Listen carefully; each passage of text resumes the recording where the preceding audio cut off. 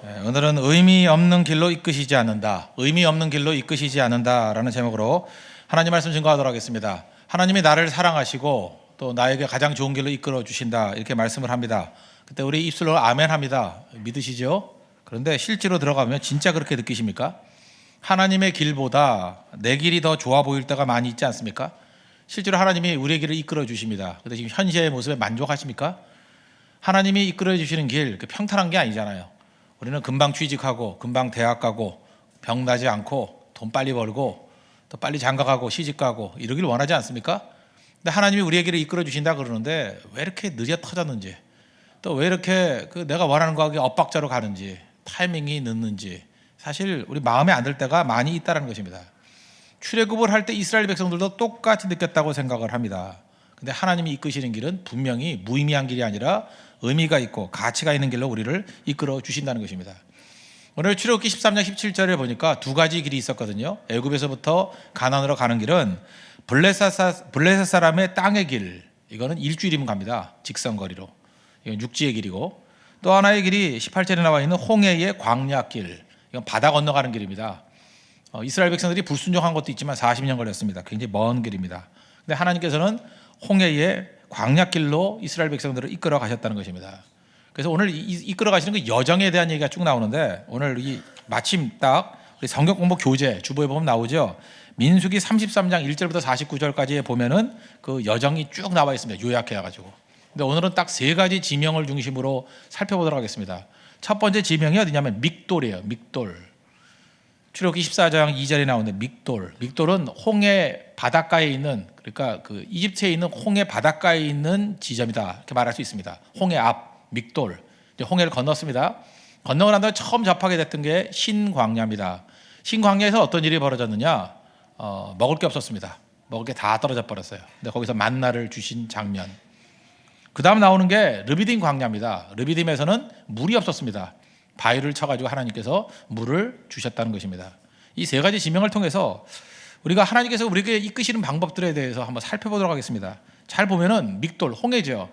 어떻게 이런 길로 이끌어갑니까? 앞에는 홍해고 뒤에는 애국 군대가 쫓아오잖아요. 막다른 골목 아닙니까? 죽으라는 거죠. 글로 이끄십니다. 또 신광야입니다. 먹을 게 있어야 될 거 아닙니까? 굶어 죽으란 얘기죠. 왜 이런 곳으로 이끄셔요? 르비딤 광야, 마실 물이 있어야 살죠. 물 없는 곳으로 이끌어 가셨습니다. 어찌 보면 하나님께서는 최선의 길로 인도하신다고 했는데 느끼기는 다 최악이죠. 이런 가이드가 있다 그러면 믿고 따르겠습니까? 그런데 이 가이드가 옳았다라는 거예요. 하나님께서 우리 인생을 이끄실 때도 이런 방식으로 이끄신다는 것입니다. 의미 없는 길이 아니라 의미 있는 길, 가치 없는 길이 아니라 가치 있는 길로 이끄신다는 것입니다. 하나님께서는 이 세 지점을 통해서 새로운 걸 경험하게 만드시는 거예요. 체험하게 만드시는 거예요. 교육하시는 것입니다. 먼저 홍해를 통해서는 바다를 다스리는 하나님, 하늘에서 만나가 내리죠. 하늘을 다스리시는 하나님, 땅에서 물이 쏟았죠. 땅을 다스리는 하나님, 이걸 우리에게 보여주고 있다는 것입니다. 우리 인생 가운데 이런 하나님을 체험하는 믿음의 종 되기를 바랍니다. 첫 번째 차례도 살펴보겠습니다. 믹돌, 이건 홍해인데 바다를 다스리는 하나님이라고 느낄 수 있습니다. 우리 한국 사람들 바다 그러면 굉장히 낭만적이죠. 고요하고 풍요로움이 있는 곳, 그게 바다입니다. 그래서 서해안 바다 가는 것도 좋아하지만 동해 바다 참 좋아하죠. 제주도 바다 정말 좋아합니다.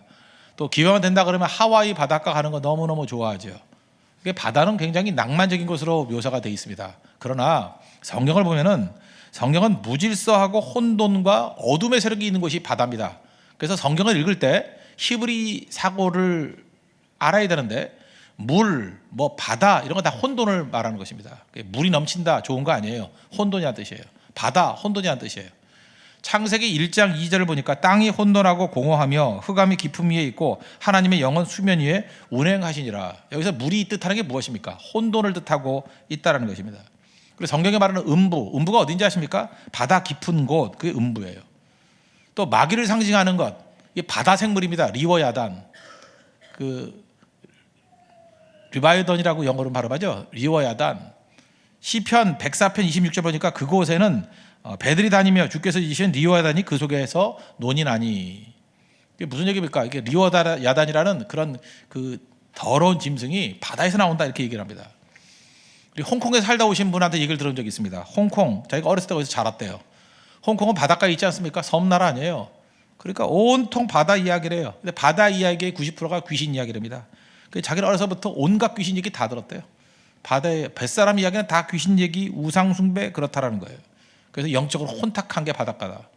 실제로 여러분들 바닷가에 가보십시오. 뱃사람들 굉장히 많은 우상 숭배 미신에 빠져 있다는 것입니다. 혼탁함이에요. 이게 바다예요. 그래서 바다를 말하는 건 뭐냐?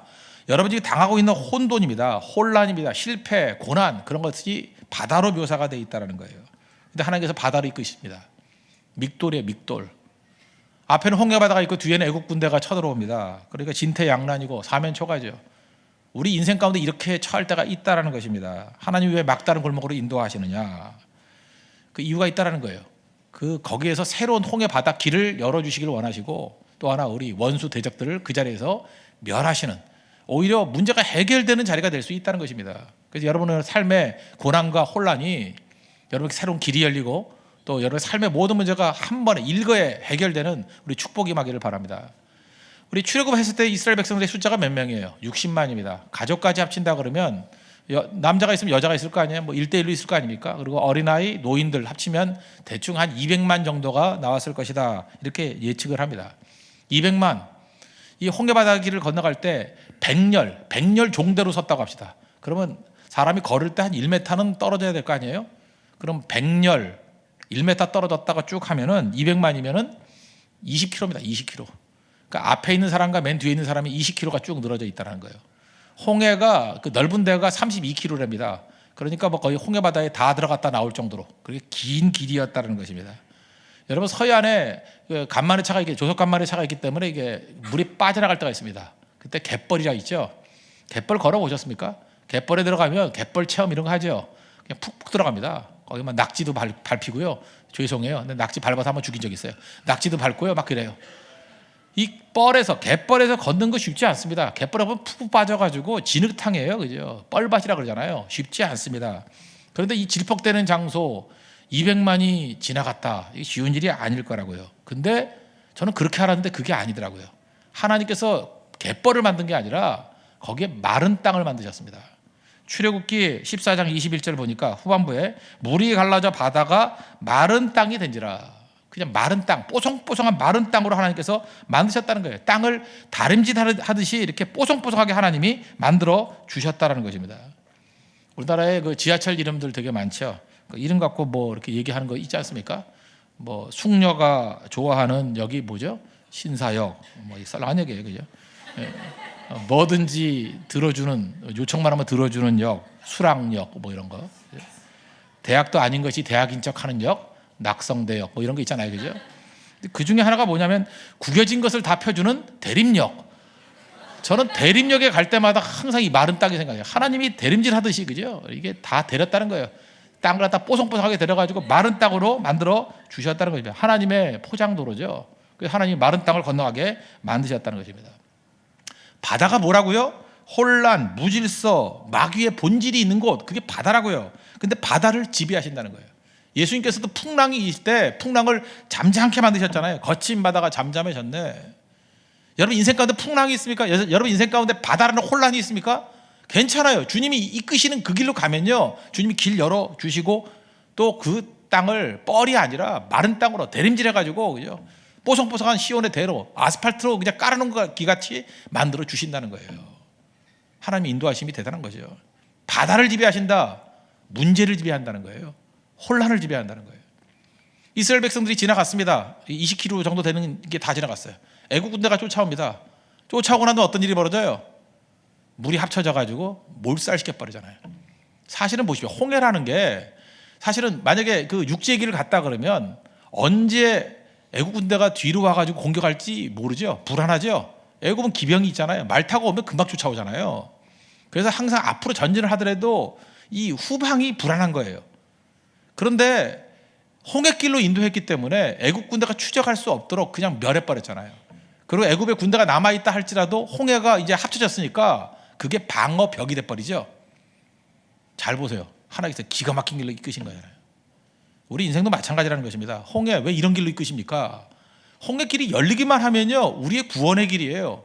그리고 홍해길이 닫히기만 하면 대적들이 죽는 자리예요, 거기가. 그리고 홍해가 흐르고 있으니까 어떤 일이 벌어집니까? 후방이 안전하게 막아주는 하나님의 보호벽이 되더라는 거예요. 이게 하나님이 이끄시는 방법입니다. 오늘도 삶의 혼란과 문제 때문에 고민하지 마시고 하나님만 의지하십시오. 주께서 이끄시는 길이 최고의 길입니다. 그걸 붙드시는 믿음의 정도이길 바랍니다. 이런 비슷한 맥락의 말씀이 에스더서에 또 나오죠. 에스더가 있는데 당시 이스라엘의 대적이 누굽니까? 그 아각 자손이라는데 아각이 아말렉 족속이거든요. 그 하만이라는 사람이 있어요.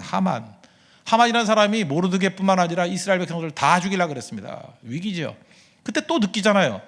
하나님 잘 믿는 백성들에게 왜 이렇게 시험과 환난과 고난을 주십니까? 왜 이런 길로 이끄십니까? 그거 납득이 안 되잖아요. 그런데 하나님께서 이 문제를 통해서 어떤 일이 벌어져요?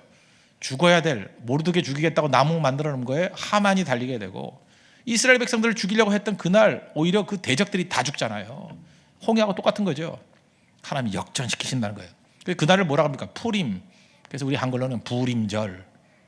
지금도 이스라엘 백성들의 굉장히 중요한 절기예요. 부림절. 하나님이 역전시키신다는 거예요. 홍해의 역전, 부림절의 역전. 우리 인생 가운데 이런 것이 있다는 것입니다. 세상 사람들은 바다를 두려워합니다. 환난을 두려워하고 혼란을 두려워합니다. 우리는 두려워할 거 없죠? 하나님만 믿고 의지하면 비록 홍해의 길로 이끄신다 할지라도 그것이 구원의 자리가 될 수 있고 원수에게는 죽음의 자리가 된다는 것입니다. 오늘도 여러분의 삶 가운데 이러한 홍해의 기적이 나타나는 믿음의 정되기를 축원합니다. 두 번째로 이제는 신광야입니다. 홍해 넘어갔습니다. 그랬더니 처음 나타난 데가 어디예요? 신광야. 광야 이름이 신이에요. 신광야. 하늘을 다스리는 하나님이다. 이것을 우리에게 보여주고 있다는 것입니다. 홍해 건넜습니다. 그럼 이제 먹을 게 있어야 될 거 아니에요. 먹을 게 똑 떨어졌네요. 굶고 살 수는 없잖아요. 그래서 먹을 게 없다고 한탄을 했습니다.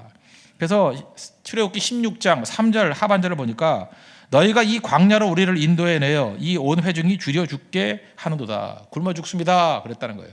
그랬더니 16장 4절을 보니까 하늘에서 양식을 비같이 내리리니 백성이 나가서 일용할 것을 날마다 거둘 것이라. 하늘에서 만나가 내렸습니다. 다 아는 얘기죠. 만나가 내렸다는 거예요. 여기서 할 수 있는 게 무엇입니까?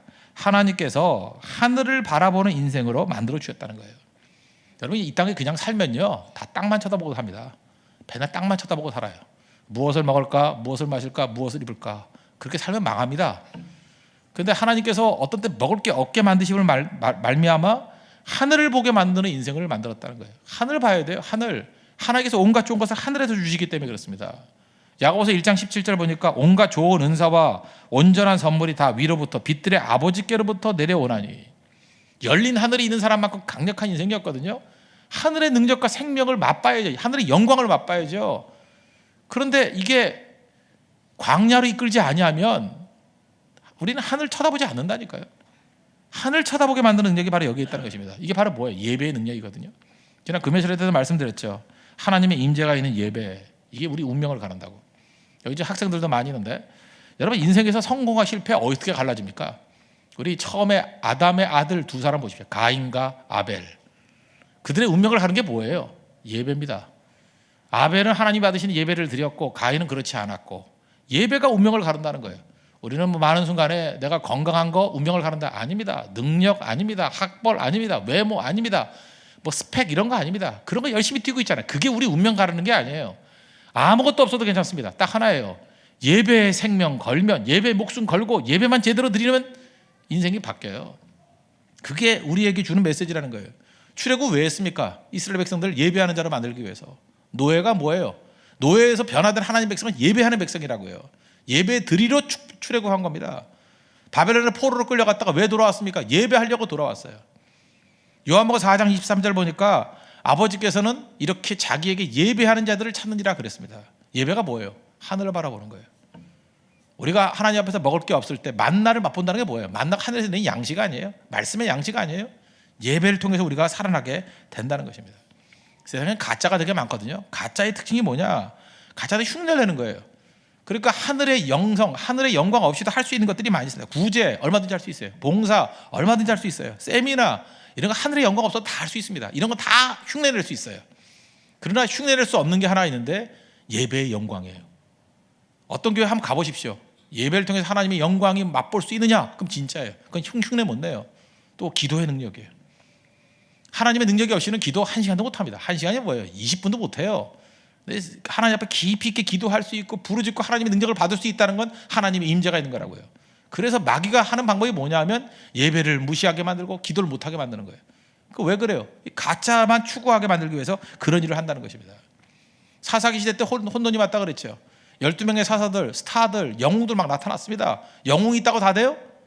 그들이 안 됐던 이유가 뭐죠? 사사기 21장 25절 마지막 절 보니까 그때 사람들이 각각 자기의 소견에 옳은 대로 살았다고. 이 사사기의 혼란, 자기 소견에 옳은 대로 백인 백색 천인 천색이면 사사기 같은 혼란이 옵니다. 지금 SNS 시대니까 그런 시대 아닙니까? 각자 100명이 100가지 소리를 해요. 1000명이 1000가지 소리를 외쳐요. 혼돈이 오죠. 하나님의 교회가 온전히 사는 길이 뭔지 아십니까? 사무엘이 나타났어요. 사무엘이 한 일이 뭐죠? 오직 하나님 말씀만 힘차게 외쳐져야 되고 나머진 잠잠해야 된다, 그 얘기 아니었어요? 하나님 말씀만, 오직 하나님 말씀만 왕성하게 외쳐져야 되고 나머지는 잠잠해져야 된다, 그게 사무엘이었고, 그걸 시스템화 시켰던 게 다윗 왕입니다. 그래서 성전 제도를 만들고 제사장 제도를 만들고 그 다음에 성가대 조직을 만들어서 오직 하나님 말씀만 찬송하고 외치고 하나님 말씀을 중심으로 예배하게 만들었습니다. 그게 다윗 시스템이에요. 교회가 바로 이걸 따르는 겁니다. 교회가 하나 되기 위해서, 교회가 능력 있게 되기 위해서 필요한 게 뭐예요? 말씀은 왕성해지고 각자의 소견들은 사라져야 된다는 거예요. 말씀 앞에 무릎 꿇어야 된다는 거예요. 그게 교회입니다. 마귀는 어떻게 해요? 할 수 있으면 말씀을 무너뜨리려고 그러고 각각 소견에 오른 대로 떠들게 만들면 사사기의 혼란, 한마디로 해서 영적 개판된다는 거예요. 우리가 이걸 정확히 알아야 된다는 것입니다. 그런데 이스라엘 백성들이 하늘의 영광을 본 거죠. 잠잠하죠. 떠드는 사람 하나도 없죠. 여리고성 무너뜨릴 때 어떻게 무너뜨렸습니까? 전 이스라엘 백성들이 하루에 한 바퀴씩, 그것도 침묵하면서 말하지 말래요. 소리는 딱 하나 들었습니다. 제사장이 보는 양각 나팔 소리. 그건 뭐예요? 하나님 말씀이거든요. 그리고 하나님 언약궤를 바라보고 돌래요. 말씀 보고 말씀 들으면서 입 다물고 돌라는 거예요. 그리고 마지막 7바퀴 돌고 난 다음에 소리 지르라. 무슨 소리를 듣고요? 양각나팔 소리를 듣고 일시에 소리 지르면 무너진다는 거예요. 무슨 훈련한 겁니까? 하나님 말씀 하나만 들리고 모든 소견들, 개인의 오피니언들이 사라지는 그 공동체, 그게 하나님의 교회라는 거예요. 여리고 성도 무너뜨린다는 것입니다.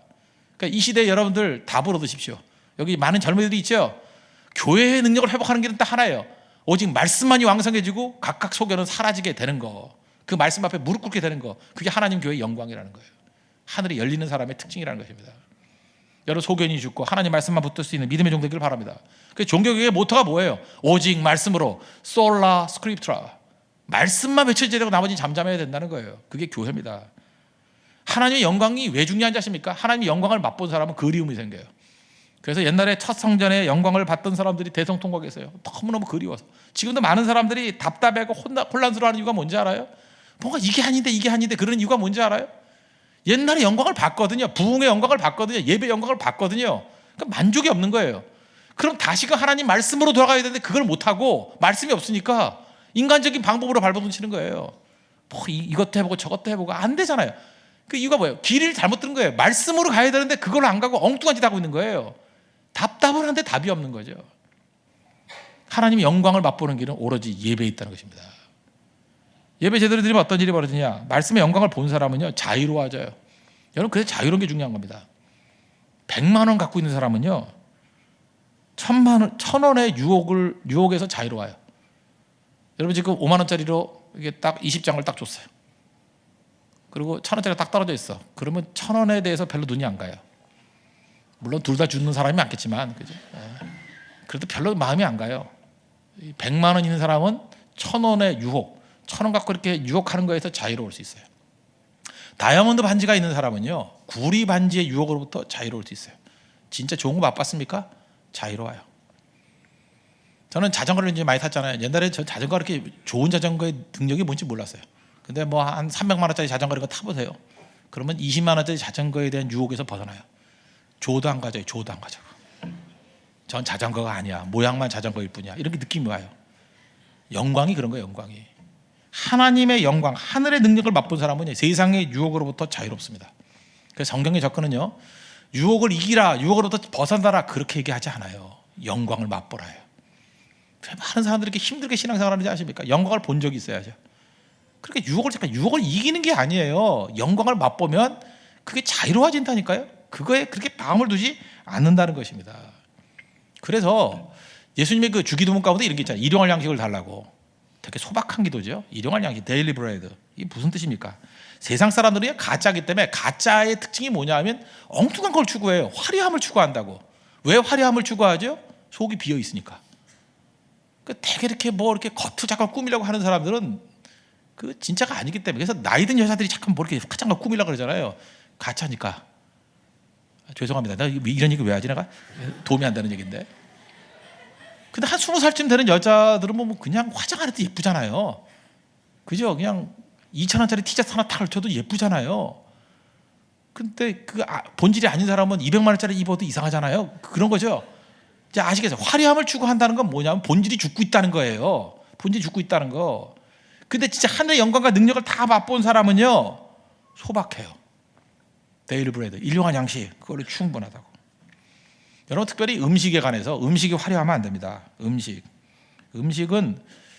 참 중요한 건데, 음식이 화려하면요, 음식이 화려한 음식을 먹잖아요. 그러면 옷도 화려해지고요. 음식이 화려해지면 차도 화려해지고, 음식이 화려해지면 집도 화려해져요. 그래서 다니엘이 그 로얄 코트에서 살았잖아요. 왕궁에 살았죠. 왕궁에 살았는데 음식으로부터 자기 자신을 지켰죠. 기름진 음식 안 먹겠다고. 그 의미가 있습니다. 그거 하나를 지키는 걸 통해서 자기 삶 전체를 다 지키는 거예요. 단순하게 살 수 있는 게 뭔지 아십니까? 하나님의 영광을 바라보면 이 땅에 있는 것들에 대해서 단순하게 살 수 있는 능력이 있어요. insanely simple. 그죠? 미친 듯이 심플하게 살 수 있어요. 그건 억지로 하는 게 아니에요. 그게 우스워 보이는 거거든요. 일용할 양식이 가능한 인생이 뭐냐? 바로 그런 거예요. 영광을 바라보는 인생이에요. 그 세상에 대해서 이렇게 레벨 올리지 않아요. 그래서 충분히 강력한 인생을 산다고. 근데 그게 없으니까 엉뚱한 거 들고 나가는 거죠. 공부 잘하는 애들은 그래요. 뭐 교과서만 있으면 됩니다 이러는데, 공부 못하는 애들이 맨날 그러잖아요. 뭐 과외를 못해서, 뭐 사교육을 못 받아서, 뭘 못해서. 그만합시다. 약간 상처되는 얘기 그만. 근데 사실이거든요. 이게 사실이야, 사실. 그죠? 그러니까 걔 눈에는 뭐밖에 안 보인다고 지가 보이는 거예요. 그게 본질을 못 보니까 엉뚱한 얘기 하는 거예요. 요즘에 저 내비게이션 갖고 다니죠. 옛날 시대 얘기입니다. 나 옛날 사람이니까. 옛날 약도를 그렸죠. 약도. 지금도 약도를 가끔 그릴 때 있어요. 외국 가면 약도 이렇게 그린다고. 어디 찾아갈 때 내비게이션 없으니까 약도 그릴 때, 옛날에 약도 그릴 때 참 재밌어요. 그 은행 다니는 사람한테 약도를 그리라 그러면요, 꼭 은행을 중심으로 그려요. 야, 신한은행 옆에 뭐가 있고, 그다음에 뭐 어디 그저 시티은행 옆에 뭐가 있고, 은행 중심으로 이렇게 약도를 그려요. 제가 아는 그 신발 장사가 있거든. 걔는 재화점 중심으로 약도를 그려요. 그죠? 금강대하 옆에 뭐 미소패가 있고, 미소패 옆에 뭐가 있고, 뭐 텐디가 있고, 뭐 이렇게 그려요. 저 같은 목사는 뭘 중심으로 그렸어요? 교회 중심으로. 뭐 내가 말할 거면 여러분이 교회 중심으로 이렇게 그린다고. 그게 뭐죠? 자기 눈에 보이는 게 있다고. 자기 눈에 보이는 거. 화려하면 뭐예요? 육체밖에 안 보인다. 육체밖에. 그리고 화려함을 추구하는 거죠. 그런데 영적인 본질과 영광을 맛본 사람은 생각보다 우스운 거예요. 그래서 소박하게 살 수 있어요. 일용할 양식으로 충분히 만족합니다. 속이 허한 사람은 일용할 양식 갖고 안 돼요. 그거 먹으면 되는데 그거 갖고 안 된다고. 교회는 열린 하늘을 보여주는 곳입니다. 그죠? 하나님께서 그걸 보이기 위해서 이스라엘 백성들을 신광야로 이끄셨다는 거예요. 하늘의 영광을 보십시오. 특별히 10대 때, 티네이저 때 하나님의 영광을 보십시오. 그 인생 달라집니다. 영광스러운 능력이 임한다는 거예요. 요셉 같은 능력, 다윗 같은 능력이 있습니다. 생명 걸고 예배 드리십시오. 하나님의 영광이 여러분 삶 전체를 지배하는 축복이 임하기를 기원합니다. 세 번째로 이끄시던 자리가 어디냐? 르비딤이에요. 르비딤 광야에서 물이 없습니다. 물이. 이때는 이스라엘 백성들이 원망 정도가 아니라 돌 들고 죽이려고 그랬어요. 근데 모세가 이게 지팡이로 뭐 쳤더니 바위가 터져가지고 물이 솟았다 그러는데, 이게 졸졸졸졸 나온 게 아니에요.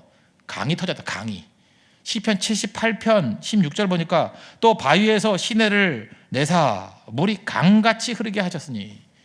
강이 그래서 강이 줄줄 어마어마한 강이. 그러니까 200만이 먹었죠. 이게 졸졸졸 나와가지고 언제 먹겠어요, 그죠? 물 한번 나눠 먹어봤어요? 강이 흘렀다. 강이 엄청난 강이 흘렀다고요. 근데 이 바위를 쳤다라는 게 굉장히 의미가 있는데, 이건 한번 찾아보세요. 출애굽기 17장 6절. 몇 장 넘기면 되잖아요. 17장 6절.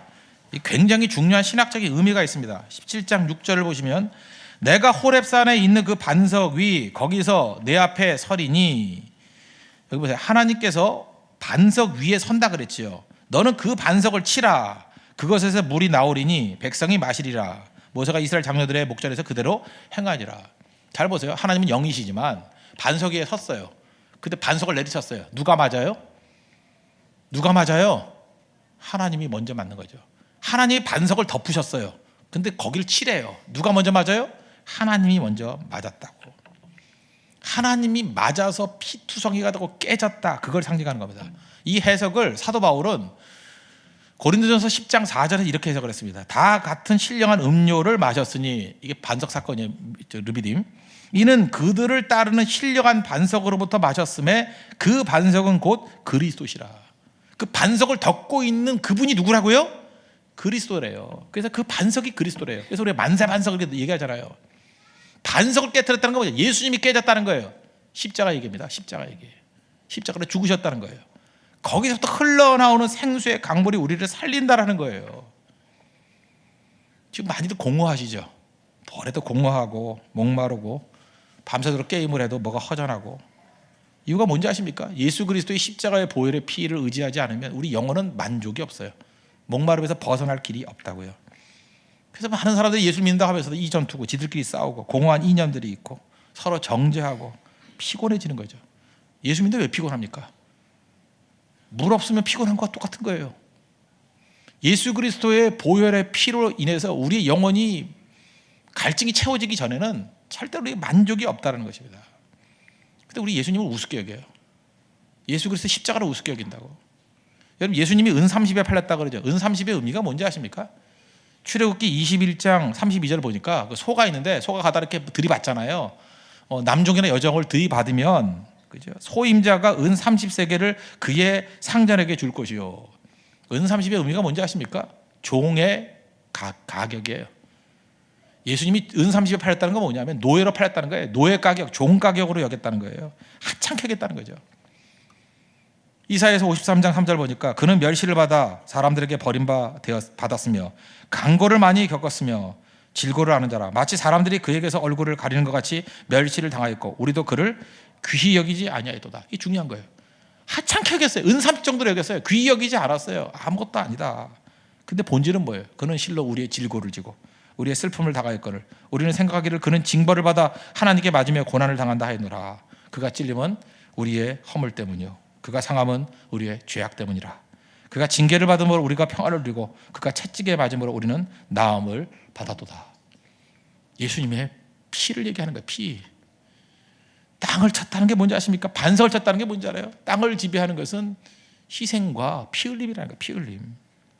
아까도 얘기했죠. 세상은 화려함을 추구한다고. 근데 진짜 생명은요, 감동을 줍니다. 세상에 있는 모든 것들은요, 다 말로 표현할 수 있어요. 그러니까 여러분은 말로 표현할 수 있는 건 다 가짜예요. 본질이 아니라고요.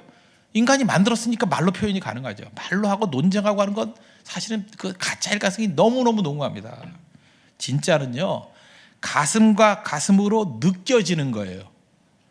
가슴과 가슴으로 느껴지는 게 진짜라고요. 그래서 하나님의 본질은 느껴지는 거지 말로 표현이 되는 게 아니에요. 느껴지는 것 중에 대표적인 게 뭐냐면 아픔입니다. 왜 하나님께서 우리에게 아픔을 주시나요? 왜 여러분들이 아픔을 주셔요? 아픔을 주시는 이유는 뭐냐면 하나됨을 느끼라는 거예요. 아플 때 하나됨. 아프지 않으면 남이에요. 아프지 않으면 남이에요. 아프다는 건 뭐예요? 아픔 주시는 것 중에 제일 중요한 건 뭐냐? 내가 하나가 되었다는 거예요. 제가 이번에 그 우이령 등산 갔다가요, 뭐 이렇게 산을 멀리 보다가 오봉인가 잘못 보다가 이렇게 다리가 한번 꺾였어요. 왼쪽 다리가. 내려오다가 또 이렇게 돌멩이 잘못 밟아가지고 미끄러져서 두 번 꺾였어요. 그래서 다리 퉁퉁 부었어요. 발이 아프더라고. 그래서 깨달았어요. 발이 내 거구나. 발가락은 하나구나. 손가락에 가시가 들어왔습니다. 아파요. 느낀 게 뭐예요? 하나구나. 왜 공동체마다 이렇게 아픔을 주신지 아십니까? 아픔을 통해서 우리가 하나구나, 하나 아니구나, 이걸 깨닫게 돼요. 그 몸은 하나로 붙어 나오고 이렇게 머리가 둘인 샴 쌍둥이가 있었다 그러잖아요. 옛날에 이걸 뭐 의학적인 분석이 아니라 윤리적인 분석. 라피한테 물어봤대죠. 이게 한 사람입니까, 두 사람입니까? 라피가 그랬대죠. 한쪽 머리를 막대로 콩 때려보라고. 한쪽이 우는데 한쪽이 웃고 있으면 둘이고, 한쪽이 울고 있는데 또 한쪽도 같이 울고 있으면 하나라고. 하나의 특징이 뭐예요? 아픔. 여러분, 언제 하나됨을 누릴 수 있어요? 어떻게 하나든지 알 수 있어요? 아픔. 가족이 있습니다. 가족이 하나인지 아닌지 잘 몰랐어요. 근데 아버지가 아파요. 그랬더니 온 가족이 다 아파. 하나예요. 그 집에 딸이 아파요. 아팠더니 한 가족이 하나인지 몰랐어요. 근데 온 가족이 다 아파해요. 하나예요. 4,000원이면 다르죠? 아프다 그러니까 기분이 좋아요. 언제 아프냐? 논을 사니까 아파요. 배가 아파요. 그거 하나 아니에요.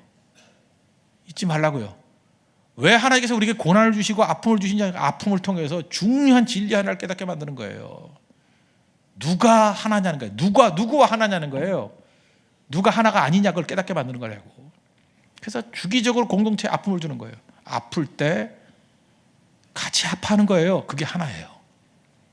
예수님의 아픔이 내 아픔이 되는 거예요. 그게 하나예요. 아픔이 영광입니다. 아픔이 영광. 아픔의 능력을 잊지 마십시오. 아파 보니까 저거 가짜구나, 저거 아니구나, 그거 깨닫게 돼요. 그게 하나님께서 주신 십자가의 능력일 수도 있다는 것입니다. 그래서 여러분, 세상에서 커진다는 게 뭔지 아십니까? 커진다는 거는 인도 사람들이 아파하는 게 내가 아파지는 거예요. 그게 커지는 거예요. 오늘도 네팔 선교사님과 이태희 선교사님과 또 산토스 비둘에서 네팔 손님들이 왔습니다. 네팔의 아픔이 우리 아픔이 되는 거예요. 그럼 거기까지 커지는 거예요. 온유한 자가 땅을 차지한다. 뭔지 아십니까? 아파하는 자가 세상을 차지하는 거예요. 어떤 사람은 내 아픔 외에는 느끼지 못해요. 사이코패스예요. 좁은 사람입니다. 내 가족 외에는 아파할 줄 몰라요. 가족에 매여 있는 인생이에요.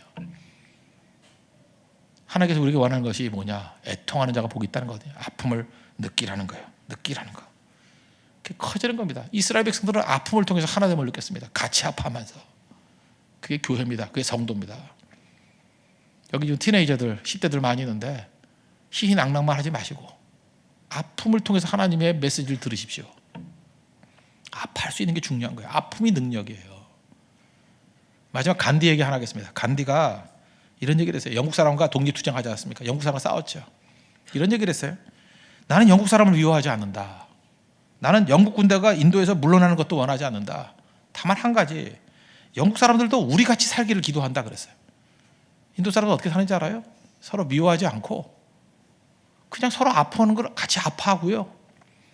그냥 소박하게 insanely simple, 그냥 물레질 해가지고 그냥 살아도 행복하게 사는 거예요. 니네도 우리 같이 살아. 영국 사람들의 내용은 뭡니까? 그들은 진짜가 아니니까 화려함만 추구하는 거예요. 남의 거 뺏는 거예요. 남의 불행이 나의 행복이에요. 맨날 남 공격하고 넘어뜨리고 못 살게 굴고. 그거 왜 그래요? 자기 인생은 안 살아요. 맨날 남에게만 관심 갖고. 그게 제국주의예요. 그러니까 간디 한마디가 놀라운 그 비수 같지 않습니까? 야, 니네 왜 그러고 사니? 그렇게 공허하니? 그렇게 물질이 다니? 화려함이 다니? 그러니까 니네 인생 살아. IM으로 살아. 그 얘기잖아요. 우리 같이 살기를 원한다. 인도 사람 못 살았잖아요. 물레질 하면서도 행복하다는 거예요. 서로 형제끼리 화목하게 사는 거예요. 행복하다는 거예요. 시편 133편 1절에 말해서 보라, 형제가 연합하여 동거하며 어찌 그리 선하고 아름다운 거. 이게 이루어지는 그게 능력이라는 거예요. 그게 세상을 향한 성도들의 메시지라는 것입니다. 하나님이 이런 백성 만들기 위해서 이끄셨다는 거예요. 여러분, 르비딤 광야에서 땅의 축복을 누리십시오. 땅의 축복이 뭐예요? 깨짐이에요. 아픔이에요. 그걸 통해서 세상에 있는 것을 품게 되는 것입니다. 하늘의 복을 여십시오. 하늘의 축복, 예배의 영광입니다. 하나님의 영광 바라본 사람은 시시한 것에 마음 두지 않습니다. 유혹은 이기는 게 아니에요. 유혹으로 자유로운 겁니다. 그리고 홍해, 죽이는 자리 아닙니다. 살리는 길이고요. 대림역에서 항상 홍해 생각하십시오. 대림질. 그리고 그 자리는 대적이 죽는 자리입니다. 우리가 사는 자리예요. 이런 축복과 은혜를 누릴 수 있는 믿음의 정되기를 축원합니다. 자리에서 일어나겠습니다. 에베네셀의 하나님 찬양하고 기도하겠습니다.